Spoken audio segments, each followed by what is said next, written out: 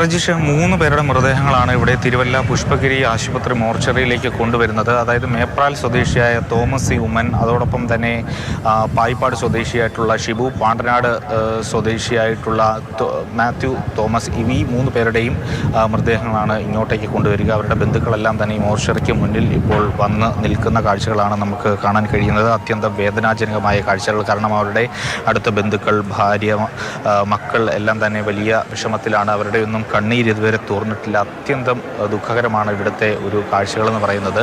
മേപ്രാൽ സ്വദേശിയായിട്ടുള്ള Thomas C ഉമ്മൻ്റെ സംസ്കാരം നടക്കുന്നത് ഞായറാഴ്ചയാണ്. നാളെ വൈകുന്നേരം 4 മണി മുതൽ അദ്ദേഹത്തിൻ്റെ മൃതദേഹം വീട്ടിൽ പൊതുദർശനത്തിന് വയ്ക്കും. അതിനുശേഷം ഞായറാഴ്ച വൈകിട്ട് 2 മണിക്ക് വീട്ടിലെ ശുശ്രൂഷയും അതിനെ തുടർന്ന് 3 മണിയോടുകൂടി സെൻറ്റ് ജോൺസ് ഓർത്തഡോക്സ് ദേവാലയത്തിലായിരിക്കും മേപ്രാൽ സ്വദേശിയായിട്ടുള്ള തോമസ് സി ഉമ്മൻ്റെ സംസ്കാരം നടക്കുക.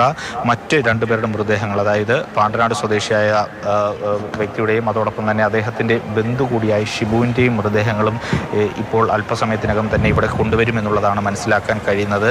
ആലപ്പുഴ, പത്തനംതിട്ട, അതോടൊപ്പം തന്നെ കോട്ടയം ജില്ലയുടെയൊക്കെ അതിർത്തി പങ്കിടുന്ന ഇടിഞ്ഞില്ലത്ത് വെച്ച് ഇപ്പോൾ ജില്ലാ ഭരണകൂടം ആ മൃതദേഹങ്ങൾ ഏറ്റുവാങ്ങും. അതിൻ്റെ നടപടിക്രമങ്ങളെല്ലാം തന്നെ പൂർത്തിയാക്കിയിട്ടുണ്ട്. ജില്ലാ കളക്ടർ, അതോടൊപ്പം തന്നെ ജില്ലാ പോലീസ് മേധാവി അടക്കമുള്ള ആളുകളൊക്കെ തന്നെ അവിടേക്ക് എത്തിയിട്ടുണ്ട്. അവർ മൃതദേഹങ്ങൾ ഏറ്റുവാങ്ങും. അതിനുശേഷമായിരിക്കും തിരുവല്ലയിലേക്ക് ഈ മോർച്ചറി ഭാഗത്തേക്ക് കൊണ്ടുവരിക. ഇവിടെ 3 പേരുടെ മൃതദേഹങ്ങളാണ് ഇന്ന് ഇവിടെ സൂക്ഷിക്കുക. അതിന് മാത്യു തോമസ്, അദ്ദേഹം പാണ്ടനാട് സ്വദേശിയാണ്. അദ്ദേഹത്തിൻ്റെയും അതോടൊപ്പം തന്നെ ബന്ധുവായ ഷിബുവിൻ്റെയും മേപ്രാൽ സ്വദേശിയായിട്ടുള്ള തോമസ് സി ഉമ്മൻ്റെയും മൃതദേഹങ്ങളാണ് ഇവിടെ കൊണ്ടുവരിക. ഇവിടെ എല്ലാ ഒരുക്കങ്ങളും പൂർത്തിയായിട്ടുണ്ട്. ബന്ധുക്കളൊക്കെ ഇങ്ങനെ അവരെ ഒരു നോക്ക് കാണുന്നതിന് വേണ്ടി ഒന്ന് കാത്തിരിക്കുകയാണ്. യഥാർത്ഥത്തിൽ ഈ വാർത്തയൊക്കെ അറിഞ്ഞ് ഇത്തരത്തിൽ ഓരോ വാർത്തകൾ ഇങ്ങനെ കേട്ട് വലിയ ദുഃഖത്തിലാണ് യഥാർത്ഥത്തിൽ ഈ ബന്ധുക്കളൊക്കെ തന്നെ ഉള്ളത്. ഇപ്പോൾ കൂടുതൽ ആളുകൾ ഇങ്ങോട്ടേക്ക് എത്തുന്നുണ്ട്.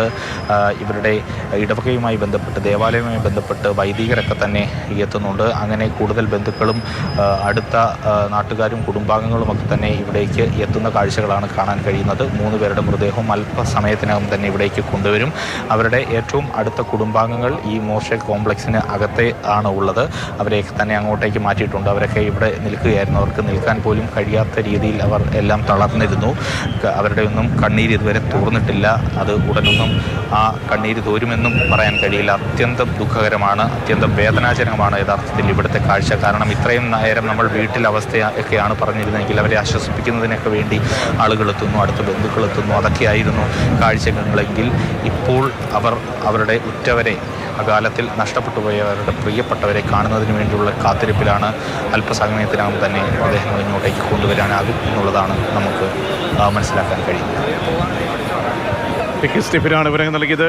ഭൂരിഭാഗം ആളുകളുടെയും സംസ്കാരം ഇന്ന് തന്നെ നടക്കും. ഉറ്റവരൊക്കെ തന്നെ വരാനുള്ളവരൊക്കെ